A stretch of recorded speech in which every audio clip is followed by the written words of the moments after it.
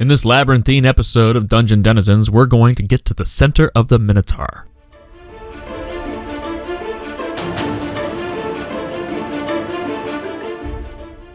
It's about time we got around to some Greek myth around here, and what better weird, incestuous, sex-as-revenge god spawn to start us off than the Minotaur? This is one of those core myths that other myths just get built around. There's so much baggage around this tale that most of it just gets left out of the usual story, the monster in a maze part, which actually diminishes Asterion himself. Who's Asterion, you may ask? You did not, but you may have. Well, we'll get to that in a moment. You may not be familiar with King Minos or Daedalus, but I'll bet you've heard of Icarus and his wings, even if that's all you know. Well, his story is wound all around this one, because all the best myths build on each other, and this one is built primarily from Bull. So here's how the tale is usually conveyed. King Minos of Crete, seeking to secure his newfound crown, asked the god Poseidon to give him a great white bull to sacrifice in his honor. The equivalent of, hey, lend me $50 so I can buy you something nice. Poseidon agreed and gave him the bull, but Minos was so amazed with the animal that he figured, hey, I'll just keep this and sacrifice my own best bull, because apparently people back then didn't think highly of divine perception checks. So obviously Poseidon noticed, and being the passive-aggressive jerk that he is, he decided to punish Minos by punishing his wife, Pasiphae, in a spectacularly disturbing fashion. He caused her to fall madly in love with the white bull. Okay, so not just me. Probably a questionable decision, really, but then if it weren't for awful choices, we wouldn't have much left in Greek myth. Just ask Oedipus. So she tried to lure the bull, a scenario I just don't feel comfortable describing in much more detail, but the bull just wasn't having it. So she sought out Daedalus, the great inventor, to solve her problem. I feel like he should have needed more convincing than occurred, but he agreed. Soon he showed her his solution, a hollow mechanical cow for her to climb inside. Do I have to read this? Really? Okay. So now she's pregnant, and out comes the Minotaur. Minos is fairly upset, as expected, and decides to hide the monster away. So he either hires Daedalus, or coerces him after finding one used hollow cow and a baby with bull bits, and the inventor makes the labyrinth, an impenetrable maze to put the evil creature in the center of. There, the beast would devour anyone who was lost inside the underground labyrinth, and his carousing below caused the island itself to shake. Minos then demands sacrifices of Athens in the form of 7 virgins every year, or 1 virgin every 9 years, or 9 virgins every 7 years, or not even virgins at all, just youths. Lots of variation on that point. Anyways, the hero Theseus isn't having any more of it, and actually volunteers as tribute, so that he can slay the Minotaur and end the sacrifices. When Theseus arrives on Crete, he meets Ariadne, who falls in love with him and gives him a sword and a ball of twine, so he can find the center, kill her half-brother, and then find his way back out, on the condition that he marry her and take her away. And he does exactly that, ending the evil influence of Minos over Athens and ridding everyone of the Minotaur's evil. But then Theseus Brexits on Ariadne, returns to Athens, screws up a message to his dad Aegeus, who then mistakenly throws himself from the cliffs into the ocean, and that's why it's called the Aegean Sea. Okay, fairly straightforward, nothing too weird beyond interspecies romancing, right? We could end right there, but that's not what we do here on Dungeon Denizens. We're gonna go to Butcher's and really chew the cud about Asterion, since that's the Minotaur's name. And that's not even the worst pun in this thing. Here's the biggest issue with that story. It is derived entirely from Athenian sources, a culture who despised the people of Crete, later known as the Minoan civilization, which is the earliest recorded one in Europe, and the dominant force in the region at the time. So there's a lot of propaganda. Think of it like the Rambo 2's version of Russia. Couple of facts, whole lot of nonsense. For example, bull worship was prevalent all over the region, but especially for the Minoans, who even revered goddesses with horns and animal features. It's not a huge leap to see how Athenians, trying to dehumanize their opponents, corrupted that idea with a woman literally yiffing animals. Don't Google that. Especially you, Mom. Don't do it. After all, the earliest stories of the Minotaur made no mention of it being part bull, part human, or part anything. It was just a monster in the ground. So let's roll it back a bit. The story occurs almost entirely on the island of Crete, which lies right on the edge of 2 bits of continental crust called the Aegean Block and the Nubian Block, in what's known as a subduction zone. This means lots of earthquakes. In 2014, the island recorded over 1,300 quakes, each measuring 2.0 or higher. In that same year, California recorded only 255. and all geological evidence is pretty conclusive that this is nothing new for the comparatively small island. Sounds to me like a subterranean monster. Anyways, that's what the Minotaur originally was, an explanation for why the bad stuff happens. Kinda like Pele over in Hawaii. But unlike Pele, whose liquid hot magma made the ground fertile and useful, the Minotaur just left rubble and ruin. What about Minos? Was he real? Probably not. There are some records referring to a king named Minos, but that's what Minos meant. King. The Minos referred to in the story can generally be thought of as a mythical first king of Crete, like a highly questionable King Arthur. So Minos' mother was the Phoenician royal Europa. She fell in love with a white bull. Oh, come on! What? But seriously, she fell in love with a white bull.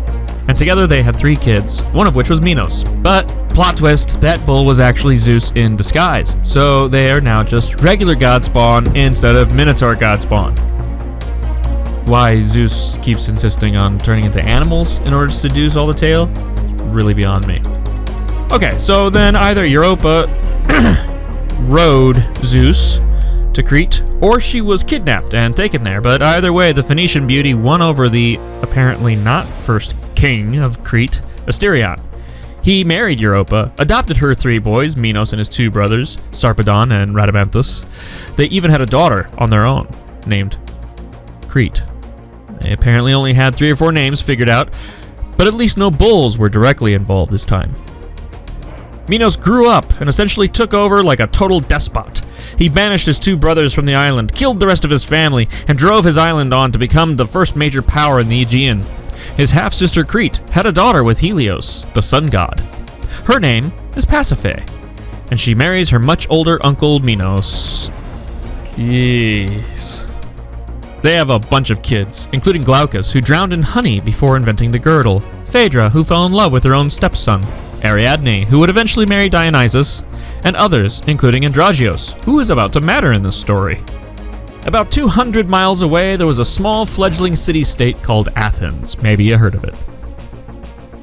It was just a podunk backwater compared with the 90 cities of Crete, but they held amazing games. They definitely were not the Olympics and in no way infringe on the intellectual property rights of the International Olympic Committee, nor are the use of the Olympic rings in any way authorized or endorsed by the same.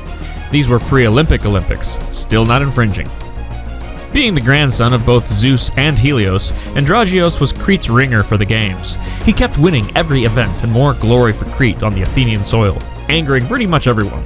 So they ambushed him, Ides of March style, and left Minos' son to die. Naturally, it meant war.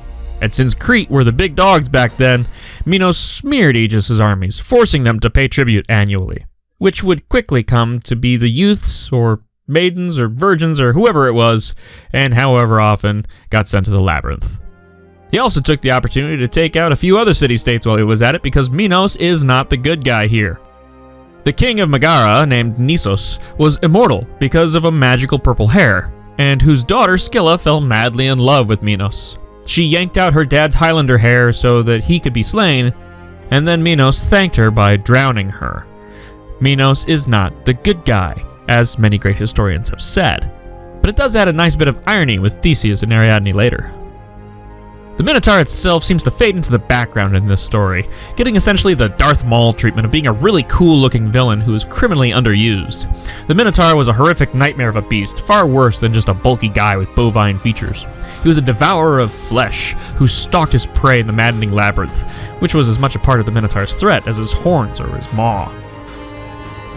Daedalus was an Athenian, believe it or not. He was the greatest inventor of all time, having invented carpentry, and with it the saw, axe, plumb line, drill, glue, and isinglass. He also devised masts, sails, and even statues that moved. But when his nephew turned out to be a pretty good craftsman on his own, Daedalus straight killed him, then sought refuge in Crete. None of these characters are good guys, really. But what about that bloodlust? I mean, after all, bulls aren't exactly carnivorous, so is it simply the monstrous form that causes the Minotaur to devour all life? In some versions, yes, he's just a mindless bestial monster, but in some, it's the intentional work of Minos himself who tortures the adolescent Asterion and forces him to consume the flesh of slaves until the Minotaur became a monster in fact, instead of mere appearance. Nature versus nurture. Either way, Minos got himself a nasty toy to keep in his basement. By the time Theseus sneaks into the tribute, there had been at least 3 cycles of Athenian youths entering but not exiting the labyrinth. Ariadne was supposed to keep watch over the labyrinth, but she didn't know how to actually solve it. The secret stayed with Daedalus, who I assume was busy somewhere, building a giant mechanical cloaca or something with his son Icarus. So Ariadne convinced him to help her, which he did by handing her a clue. Not a clue, which is a ball of twine. But it was also the clue to get in and make it back out. Unroll a strand to the center, then follow the strand to find the exit. I always love stories where a simple common object is the undoing of a nightmarish monster. Okay, not always apparently. So Theseus dumps Ariadne off on a deserted island, marries her sister Phaedra, then sails back to Athens. Minos is outraged and locks Daedalus and his son in the tallest tower on the island. Daedalus makes 2 sets of wings out of basically bird poop and feathers he gathers on the rooftops, and holds it all together with candle wax. Despite his father's warnings, Icarus flies too close to the sun, the wax melts, and he plummets to his death. Daedalus escapes, and Minos searches after him for years, spending all his riches to visit every court and find him. When he finally does, Daedalus boils Minos alive. Neither one were good guys. In reality, the story is essentially a way to talk about the decline of earlier traditions like Baal and the rise of Athens and their pantheon. The bull gods and the Minotaur, the virgin tributes, and child sacrifice. At least in the version the Athenians gave us. The Etruscans, who were on pretty good terms with Minoans, framed things a little differently. To them, Theseus never had anything to do with the island, and Ariadne was paired off with Dionysus. And perhaps most surprising of all, they portrayed Pasiphae tenderly cradling her son, named Asterion. I'm just kidding. The most surprising part is that we have found the labyrinth. Well, we found a few. One is near Gortyn, a puzzling underground man-made system, which people have been traveling to since at least the 12th century AD to see the home of the fabled monster. Then Arthur Evans found a system with bull imagery near Knossos, and his dad was rich. So the one at Knossos is apparently now the real one. However, Knossos, in addition to lots and lots of bull, feature the mark of the Labrys, the double-headed axe associated with early depictions of Zeus. It kind of sounds like Labyrinth, but there's not much to connect them otherwise. Evans thought that was important, so apparently we have to. Asterion, the Minotaur, became more legend than perhaps even his lineage.